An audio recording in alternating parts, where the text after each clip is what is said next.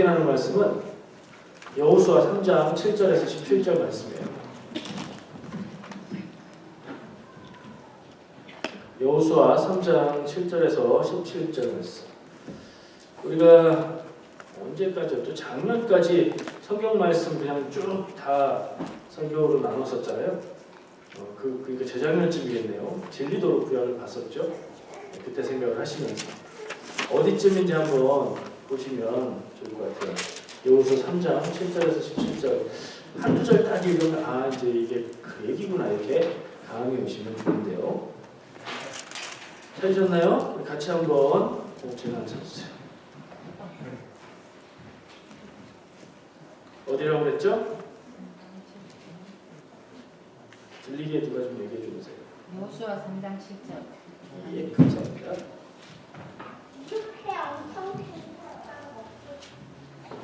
여호수아 3장 7절부터 17절 좀 기네요. 그러면 한 절씩 교독하겠습니다. 마지막 절은 누구 차례가 되든지 같이 읽는 것으로. 7절 제가 먼저 읽을게요. 여호와께서 여호수아에게 이르시되 내가 오늘부터 시작하여 너를 온 이스라엘의 목전에서 크게 하여 내가 모세와 함께 있었던 것 같이 너와 함께 있는 것을 그들이 알게 하리라.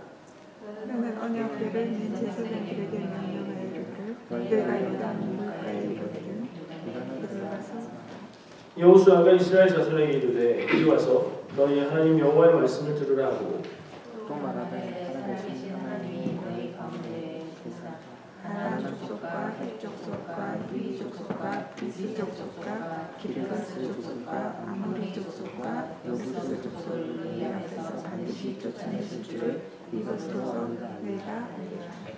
보라 온 땅에 주의 언약궤가 너희 앞에서 요단을 건너가나니 이제 이스라엘 지파 중에서 각 지파에 한 사람씩 12명을 택하라. 온 땅에 주 여호와의 궤를 맨 제사장들의 발바닥이 요단물을 밟고 멈추면 요단물 곧 위에서부터 흘러내리던 물이 끊어지고 한 곳에 쌓여 서리라. 백성이 요단을 건너려고 자기들의 장막을 떠날 때에 제사장들은 언약궤를 메고 백성 앞에서 나아가니라. 요단이 북씩 거두는 시기에는 항상 언덕에 넘치더라. 궤를 맨 자들이 요단의 이름에 궤를 맨 제사장들의 발이 물가에 잠기자 곧 위에서부터 흘러내던 물이 거쳐서 사르단의 사르단의 가운데 가운데 있는 아담성의 위에서 한 곳에 서이고 아라바의 바다 여기를 향하여 흘러가는 물은 온전히 것임에 백성이 여리고 앞으로 걸어오는데 같이 읽어요. 여호와의 언약궤를 맨 제사장들은 요단 가운데 마른 땅에 굳게 섰고 그 모든 백성이 요단을 건너가기를 마칠 때까지 모든 이스라엘은 그 마른 땅으로 건너갔더라. 아멘. 기억나시죠? 무슨 내용인지? 이스라엘 백성이 가나안 땅을 앞두고 가나안 땅을 향해서 들어가는데 그때 건너가야 되는 길이 요단 강이었어요. 요단 강이 가로질러 막혀 있기 때문에 가나안 땅에 진입하기 위해서는 요단 강을 건너가야 되는 거죠. 다리가 없으니까 강을 어떻게 건너가야 될까요? 그런 시기인데 하나님을 통해서 여호수아에게 말씀을 주어졌고 또 여호수아가 백성들을 불러서 이제 강을 건넌다. 제사장들이 하나님의 궤를 메고 강을 건너는데 우리 백성들은 뒤에서 일정한 거리를 두고 그대로 따라갈 거다. 그러면 거기에서 하나님이 하시는 일을 보게 될 것이다. 이렇게 얘기를 했고요. 제사장들이 궤를 메고 강물 앞에 가서 강물에 들어가서 물 안에 들어갈 때에 물이 멈추기 시작했고 그 물이 멈추고 물이 끊어지자 백성들이 강을 마른 땅처럼 건너갔다. 그런 얘기예요. 이 이야기는 누구의 이야기로 들리십니까? 이 짧은 이야기의 주인공을 찾는다면 누구일까요? 네? 누구 아무나 찍어보세요. 보기를 드리겠습니다. 여호수아 1번 여호수아 2번 하나님 3번 제사장 4번 백성들 누구한테 주인공을 주면 좋을 것 같아요? 여호수아요? 네, 여호수아. 좋습니다. 여호수아를 선택하셨으니까 여호수아는 누구예요? 여호수아 그러면 누군지 먼저 생각해야 되잖아요. 여호수아는 사실 영어 이름으로는 조슈아죠. 조슈아라는 이름을 쓰는 분이 많아요. 여기도 하고 계시네요. 네. 여호수아가 예수님하고 같은 이름이라는 거 아셨어요? 예수라는 이름은 그리스어 성경이기 때문에 이예수스라는 발음이고요. 그리고 그 예수님의 원래 이름, 그 예수라는 이름 자체가 여호수아예요. 같은 말이에요. 그리고 그것은 구원이라는 뜻을 가지고 있어요. 그러니까 예수님과 똑같은 이름을 가졌던 여호수아가 뭘 해요 지금? 왜 사람들에게 이래라 저래라 시키는 거예요? 그게 누구이기 때문에? 이스라엘 백성의 지도자이기 때문에. 그렇죠? 이스라엘 백성의 지도자는 누구였어요? 이전에는 모세였죠. 모세. 지금 출애굽 얘기하고 있는 거 아직 가나안 땅에 들어가기 전인 거는 알고 계시죠? 그 정도 눈치는 있으실 거라고 생각해요. 모세에 의해서 이집트 땅에서 나와서 가나안 코앞까지 왔어요. 그리고 모세는 그 가나안 땅을 바라보면서 가지 못하고 거기서 죽죠. 그리고 그의 뒤를 이어서 지금까지 모세의 군대 장관으로 함께 있었던 여호수아가 후계자로 이스라엘 백성의 지도자가 돼요. 그리고 이 시점은 지금 요단강을 건너서 가나안 땅으로 들어가는 이 시점은 여호수아가 전쟁에 나가서 싸우는 그 용사로는 백전노장, 아주 뭐 여러 면에서 뛰어난 군인, 장군인데 이스라엘 백성 전체를 지도하는 지도자로서는 지금 초보인 상태예요. 무슨 얘기인지 아시겠죠? 한 나라, 한 민족, 한 백성, 그것도 하나님의 백성, 내 마음대로 하는 게 아니라 하나님의 뜻에 따라서 인도해야 되는 하나님의 백성의 전체 지도자로서 사역하는 초반의 얘기야. 초짜예요, 초짜. 초짜 지도자에게 지금 이렇게 중요한 일이 주어진 거예요. 모세는 모세였으니까. 여호수아가 바라볼 때 모세는 여호수아가 알기엔 처음부터 지도자였죠. 물론 처음부터 그렇진 않았죠. 그 전에 인생이 그렇지 않죠. 그러나 백성들이 알고 본 거로는 처음부터 지도자였어요. 모세는 모세니까 라고 생각하는데 그 뒤를 잇는 여호수아가 나는 지금까지 전쟁만 하고 싸움만 했는데 어떻게 해야 될지 모르겠는데 하나님의 말씀을 따라서 백성들을 인도하기 시작하는데 만난 일이 요단강을 건너가는 일이에요. 요단강은 성경에 많이 나오지만 우리가 생각하는 우리 머릿속에 있는 강은 달라요. 우리 머릿속에 있는 제일 넓은 강은 무슨 강이에요? 한강. 한강은 다 보셨죠? 전 지금까지 어딜 다녀보면서 많이 다니지는 않았지만 한강보다 넓은 강은 본 적이 없어요. 강폭이 수킬로가 넘으니까. 여기 캘거리에 있는 강들 어때요? 길어야 몇백 미터 정도잖아요. 한강은 정말 큰 강이고 우리나라는 복받은 그런 땅인 것 같고 요단강은 근데 강폭이 수시로 변하고요. 게다가 물 위로 흐르는 강이 없을 때도 있어요. 땅 속으로만 지하수처럼 흘러갈 때도 있고 그 지역이 비가 많이 안 오는 지역이라 강수량에 따라서 물이 이 강을 흐르는 물이 일정하게 조금 줄었다 조금 느는 게 아니라 없었다가 있었다가 많았다가 적었다가 이런 거예요. 근데 아까 성경 말씀에 요철은 비가 많이 와서 강이 항상 물이 많은 때라고 얘기하고 있죠. 그런 때에 건너가야 되니까 몇백 미터 정도만 돼도 사람이 걸어서 건넌다는 게 어려운 일이에요. 깊을 때는 수심이 3, 4m 이상 되는 그런 강이 된다고 그래요. 아무리 좁은 곳을 찾아가도 쉽게 건너기는 어려운 일이에요. 어떻게 건너야 될까 고민을 했을 텐데 이제 하나님이 길을 주신 거죠. 제사장을 앞세워서 법궤를 메고 강에 들어가게 해라. 거기 들어가면 그때 멈출 거다. 얘기를 해주신 것 같아요. 해주시는 장면은 안 나오니까 해주신 것 같아요. 그 말씀에 따라서 백성들에게 명하고 그렇게 가요. 여호수아의 마음은 어땠을까요? 이거 어떻게 되지? 이렇게 될까? 다른 방법도 없는데 모르겠다. 이랬을까요? 아니면 모세와 함께 했던 세월 가운데 하나님이 역사하신 것을 봤으니까 하나님 주신 말씀이니까 전혀 의심 없이 저 흐르는 강이 우리가 발을 들여놓으면 딱 멈출 것이다. 뭐 이런 생각도 할 필요 없는 믿음을 가지고 나갔을까? 그러면 제사장들은 어땠을까요? 직접 흐르는 물에 발을 담궈야 되는 제사장들. 물에 발을 담으면 물이 멈출 거다. 이렇게 생각하고 가는데 발을 담그고 무릎까지 차고 막 그랬는데도 물 안 멈추면 되게 뻘쭘하잖아요. 더 갈 수도 없고 가면 죽는데 갈 수도 없고 안 갈 수도 없고 그럴 수도 있잖아요. 그 뒤를 따라가는 백성들은 어땠을까요? 우리의 삶이 이렇지는 않을까 하는 생각도 해봐요. 뭔가를 따라가요. 바라보고 믿음을 가지고 하나님의 말씀 믿음 갖고 의지로 또는 우리 경험 안에서 또는 신앙으로 따라가요. 근데 따라가면서 어떤 때는 확신에 찰 때도 있어요. 의심 없을 때도 있고 어떤 때는 이게 정말 이렇게 될까? 어떤 때는 기도는 하는데 안 될 것 같아. 그렇잖아요. 백성들도 제각각이 없겠죠. 그러나 다른 사람들하고 달랐을 거예요. 40여 년 광야 생활 가운데 경험한 하나님의 역사가 있었습니까? 자, 그렇게 나아가는 길이었어요. 이 일은 왜 이렇게 주어졌을까요? 첫 번째는 강을 건너야 했기 때문이에요. 목적지가 강 건너에 있으니까. 그렇죠? 강이 가로막고 있는 장애물이었어요. 그러나 하나님의 백성에게는 장애물이 될 수가 없었죠. 두 번째 이유는 이런 역사가 필요했어요. 40년 동안 살아오면서 있었던 놀라운 역사들, 구름 기둥과 불 기둥이 길을 인도하고 만나가 내려서 그걸 먹게 되고 물이 필요하면 물을 내주시고 이게 기본 옵션인데 이거를 40년 동안 경험하면 어떨까요? 수도가 없는 삶을 살던 사람이 도시에 와서 수돗물을 처음에 탁 틀었어요. 와, 깜짝 놀랐죠.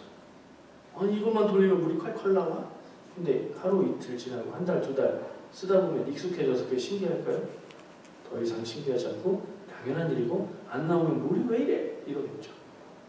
40년의 이스라엘 백성의 하나님의 인도하심을 경험했던 것은 한편으로는 훈련이었지만 그게 일상이 되어버리면 더 이상 놀라움이나 하나님의 역사에 대한 의식은 희미해졌을 수도 있어요.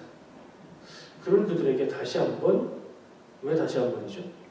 물이 갈라지는 역사. 예전에도 있었잖아요. 언제요? 모세가 나올 때 초반에, 출애굽 초반에 홍해를 쫙 가르고 모세와 함께 백성들이 건넜던 경험이 있잖아요. 근데요, 그때 그 경험을 했던 사람들은 거의 다 죽었죠. 몇 명 빼고 다 죽은 상황이에요. 죽었잖아요. 첫 번 출애굽 1세대 백성들은 다 죽고 2세대 자녀들, 애기들만 있는 거잖아요. 그 사람들이 장성해서 지금 가나안 땅 새 땅에 들어가는 거잖아요. 그 경험을 다시 할 필요가 있는 거죠. 이걸 뭐라고 표현해야 될까요? 이 경험을 통해서 이 놀라운 일을, 놀라운 일이잖아요. 강물이 딱 우리는 성경에 써 있는 얘기고 익숙한 얘기니까 자연스럽게 얘기하지만 그걸 진짜 믿어?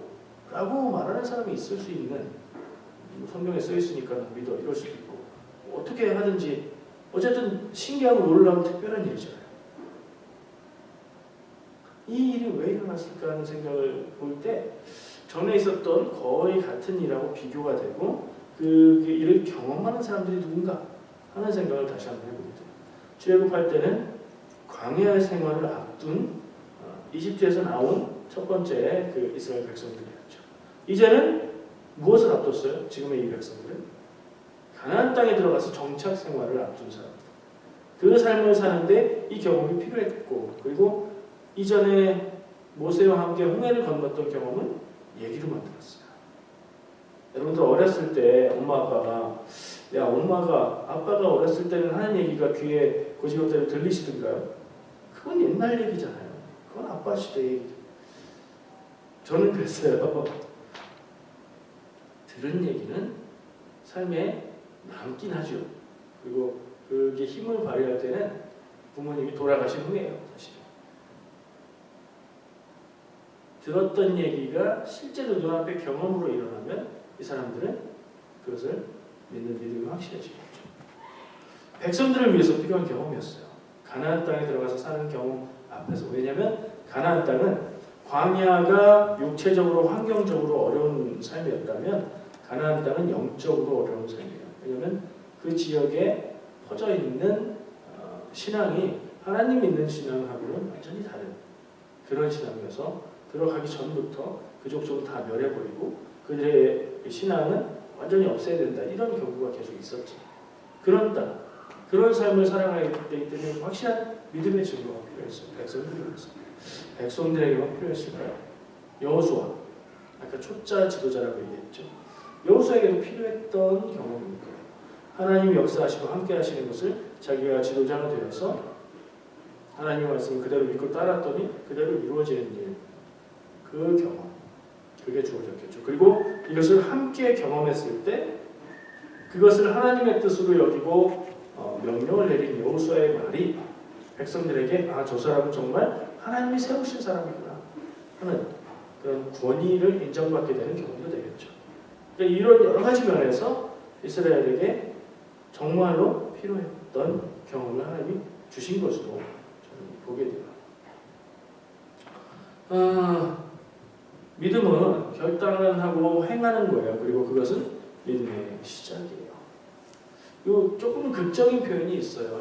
이 말씀을 그냥 우리가 익숙한 대로 쭉 읽어가다가 하나님의 능력에 의해서 강물이 멈춰지고 거기를 하나님의 백성들이 건넜다. 그렇지. 근데 특이한 부분이 있어요. 모세가 홍해를 가를 때는 지팡이를 들어서 가았잖아요. 근데 이때는 어떻게 됐죠? 이게 좀 다르고 특이해요. 제사장들이 하나님의 법궤를 메고 강에 발을 들이고 나서 강물이 멈췄죠. 그러니까 믿음의 행함. 이 일이 되어지는 걸 보지 않고 마음속으로만 그 일이 되어지는 것을 믿고 그렇게 나가는 발걸음을 통해서 역사가 시작되는 경우.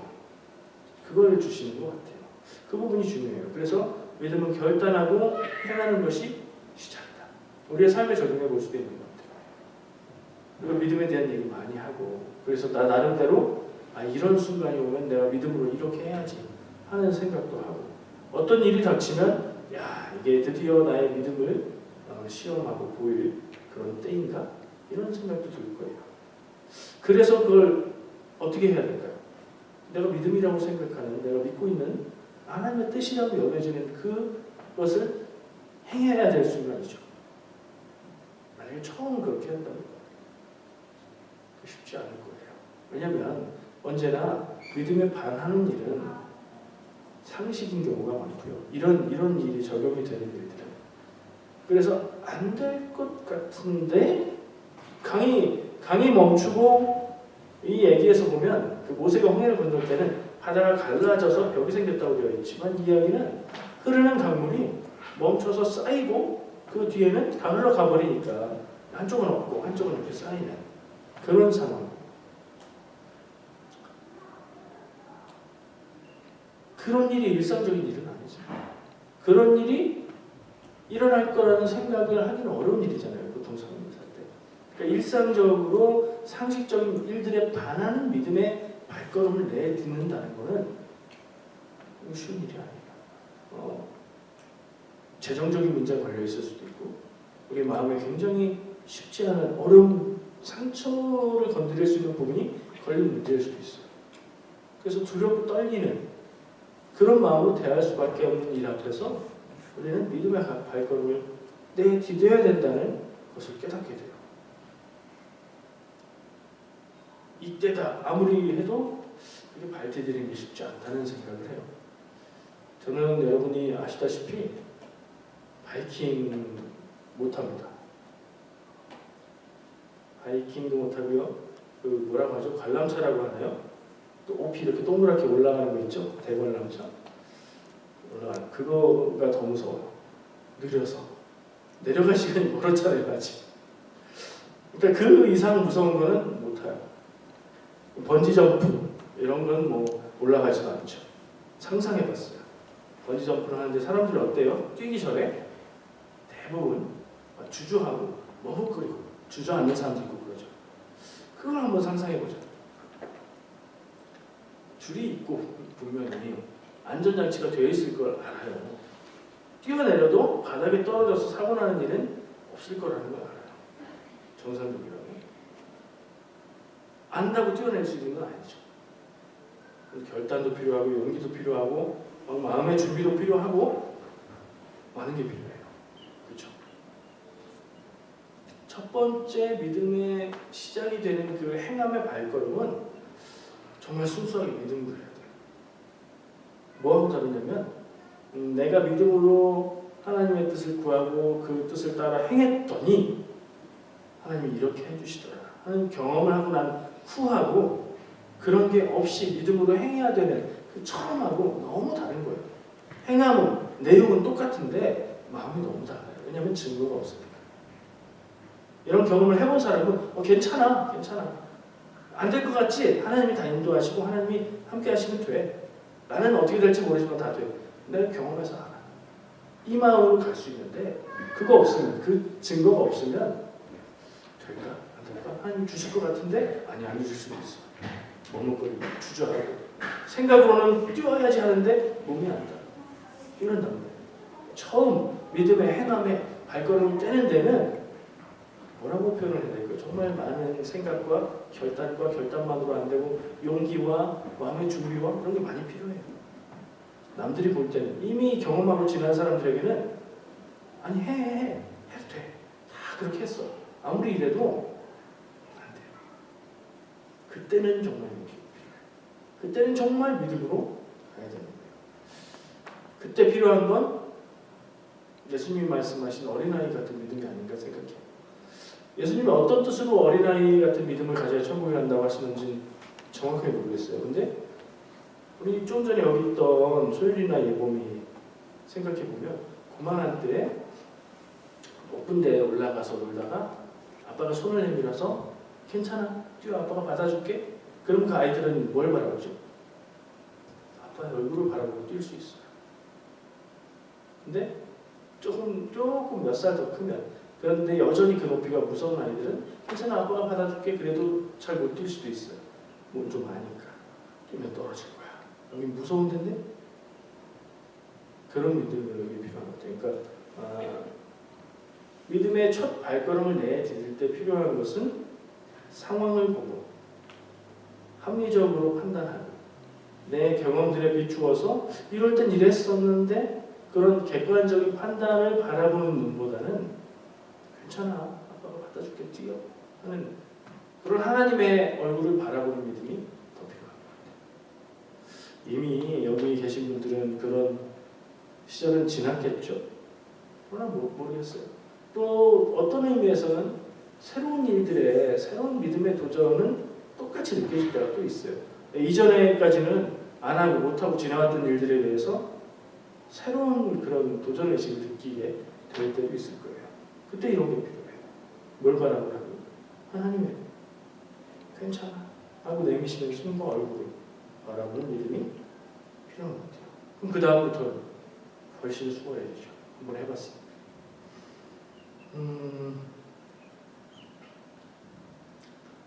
또 다른 면을 한번 생각해 보고 싶어요. 믿음에 대해서 하나님의 인도하심에 대해서 이야기할 때는 항상 틀이 있어요. 안 되는 일을 인간적인 생각으로 판단하고 바라보는 게 믿음이 아니다. 하나님의 역사하심, 세상의 모든 것을 초월하시고 모든 것을 창조하셔서 그 너머에서 역사하시는 하나님을 바라보고 움직여라. 이게 기본 틀이에요. 지금까지 이 얘기를 하는 거예요. 그럼 우리는 생활에 적용해 볼 때 이렇게 되는 거죠. 내가 생각할 때는 아무리 생각해봐도 안 되는 것 같은 일이지만 하나님이 그쪽으로 인도하시고 그 길을 하나님의 뜻이라고 여러 가지 마음으로 주실 때에는 내가 그것을 믿고 가는 게 맞다. 근데 만약에 갔는데 그래도 안 되면 어떡하죠? 이건 의심의 문제가 아니라 지나고 났는데 하나님의 뜻이라고 여기고 결단하고 행했는데 내가 기대했던 것처럼 하나님이 초월적인 역사를 통해서 그것을 이루어 주시지 않는다면 어쩌죠? 그런 일 경험해 보셨어요? 믿음 없는 얘기 같이 들리세요? 진짜 우리 삶에서 경험하는 얘기예요. 저는 그런 경험들이 있어요. 여러 가지 생각을 해볼 수 있겠죠? 내 믿음과 내 결단과 내 기대가 하나님이 뜻하는 바하고 조금 어긋나 있었을 수도 있어요. 근데 나는 철석같이 그게 하나님의 뜻이라고 믿었을 수도 있겠죠. 그건 나의 문제. 하나님이 문제일 수는 없으니까 하나님은 온전하고 완전하시지만 내가 바라보는 시각이 조금 달라질 수도 있는 것, 뭐 이렇게 이해를 할 수도 있겠죠. 또 다른 이해는 안 되게 하신 것이 하나님의 뜻이고 역사일 수 있다는 생각도 해볼 필요가 있어요. 왜냐하면 된다 안 된다의 기준은 내 편에서의 기준일 뿐이니까요.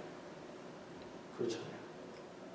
하나님이 이스라엘 백성을 통해서 무엇이 되게 하고 놀라운 일들을 경험하게 한 일도 많이 있지만 벌하시고 죽게 하고 지게 하고 하신 일도 있잖아요. 그게 하나님의 뜻이 아닌 게 아니었잖아요. 때에 따라서 필요에 따라서 실패도 주시는 하나님. 실패한다고 다 하나님의 뜻이 아닌가라고 고민할 필요는 없다는 생각도 들어요.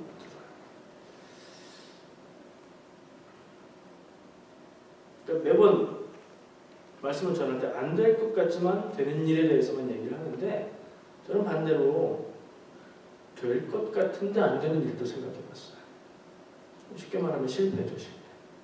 당연히 될 거라고 생각했고 아무런 긴장 없이 당연히 되는 거니까 특별한 기도도 없이 갔는데 문제가 생기거나 잘못되거나 실패하는 일들,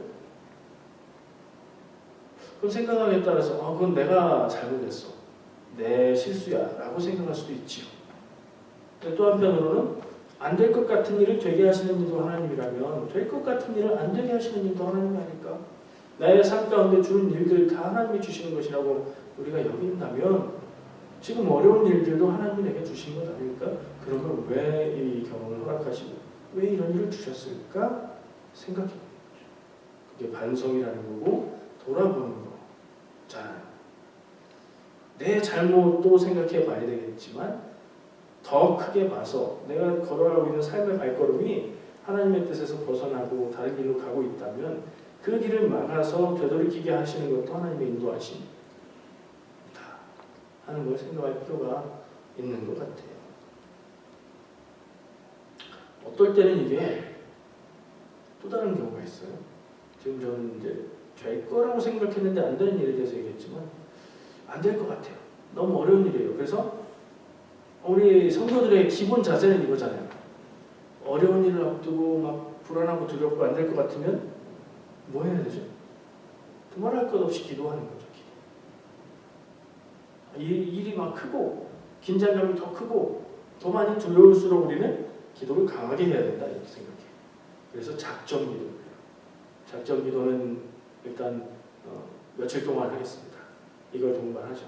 하나님한테 통지해요. 제가 며칠 동안 작정하고 기도하겠습니다. 이 문제만을 놓고 하나님께 기도하겠습니다.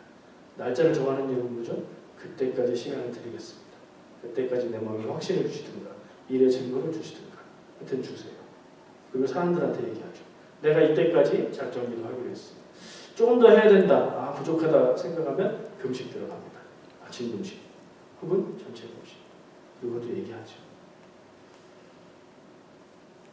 돼야 되는 일이라고 여기고 어려운 일 같아서 하나님 앞에 작정하고 기도해요. 제가 조금 우습게 얘기를 했지만 어쨌든 중하게 생각하고 기도하면서 신앙적인 자세를 나름 갖고 애쓰고 그렇게 일을 맞았어요. 근데도 안 되는 일은 어떡할까요? 그런데도 안 되는 일도 있을 수 있어요. 그거 역시 하나님의 뜻으로 받아들일 수 있으세요?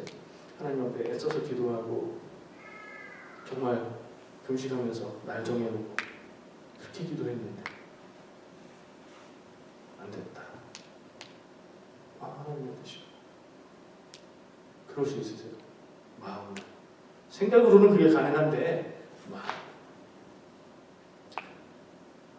어린 아이들이 마트에 가면 편안하게 나오는 경우가 많지 않아요.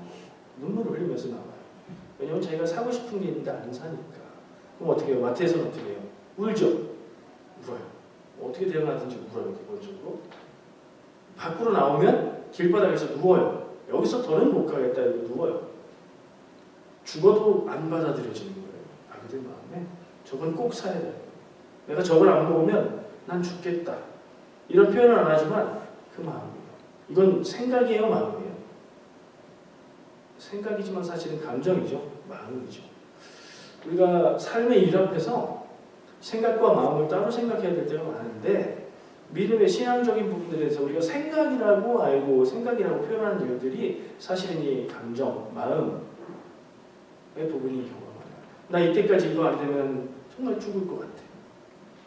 하나님, 날이 이런 것들이 이렇게 걸쳐서 이때까지 이게 해결돼야 되는데 그렇게 안 되면 나는 정말 어떻게 해야 될지 몰라요. 하나님이 해주실 줄 믿습니다. 이런 생각이 아니라 감정이에요. 근데 실제로 그 일이 그날까지 해결이 안 돼도 세상이 끝나지도 않고 내가 죽지도 않아요. 좋아하는 가수 오빠가 안 와다 하시려나? 이영민 주사님 와다 하실 수도 있어요. 서태지가 은퇴를 선언했을 때 안 좋아하셨어요? 모르겠어요. 좋아하는 가수 오빠가 은퇴를 한다 그러면 세상이 끝난 것 같고 내가 죽은 것 같으나 그런 일은 안 일어나요. 내가 너무 좋아하고 사랑하는 영화배우 오빠, 그것도 외국에 장국영 오빠가 죽었죠 옛날에. 그때 따라서 자살한 사람들도 제법 있었대요. 그러나 그런 특별한 경우를 말고는 가슴이 찢어지는 것 같아도 그것 때문에 죽지는 않죠. 하나님 앞에 아무리 떼쓰고 아무리 내가 원하는 걸 갖고자 해도 사실 그게 이루어지지 않는다고 세상이 끝나는 것도 아니고 큰일이 일어나는 것도 아니에요. 물론 큰일이 걸려있을 때는 책임져야 되는 뒷일들이 많이 생기긴 하죠. 감정의 문제를 신앙으로 연결하는 것은 좀 어린아이 같은 믿음이다라는 생각도 해봤어요. 그러면 도대체 우리의 삶에 다가오는 일들, 우리가 만나는 일들, 기도하는 일들을 우리가 어떻게 받아들여야 될까? 하나님 앞에 기도하고 간절히 믿음으로 나갔더니 하나님이 이루어지시는 일들, 반대로 아무 생각 없이 당연히 될 거라고 생각했는데 안 되고 망쳐졌던 일들, 하나님 앞에 간절히 기도하고 금식 기도하고 그랬는데 내 기대대로 안 됐던 일들, 이런 일들을 어떻게 받아들이는 게 정말 믿음의 자세일까요? 마음으로는 가슴 쓰리고 찢어지고 속상하고 시간이 좀 가야 안정이 되겠지만 신앙의 자세로는 우리가 그것을 어떻게 받아들여야 할까요? 첫 번째 경우를 읽고 기도했더니 들어주셨다면 감사하고 할렐루야하고 은혜죠. 그게 감사와 할렐루야 은혜라면 안 된 일도 감사할 수 있는 마음, 그게 되나? 한번 생각해 볼 필요는 있는 것 같아요. 감사하고 받으면 버릴 것이 없고 다 거룩한 것이라고 하는 말씀이 기억나지 않으세요? 우리의 삶에 다가오는 경험들, 때로는 내 기대보다 넘치도록 좋고 때로는 내 기대에 너무 못 미치게 마음이 안 차는, 때로는 만족할 수 없는 그런 일들을 하나님이 주신 내 인생이라고 다 받아들이면, 다 그냥 그래버리면 또 문제가 생겨요. 다 그렇게 해버리면 단순하게 아주 단순하고 간단해지죠. 다 하나님이 주신 거야. 어려운 것도 좋은 것도 다 하나님이 주신 거야. 그러면 굉장히 신앙이 있는 것처럼 느껴지는데 문제는 그럼 나는 할 게 없다는 얘기예요. 다 하나님이 주신 거니까. 나는 뭘 찾을 필요도 없고 뭘 노력할 필요도 없고 하나님이 주신 대로 받아들이고 감사하면 돼.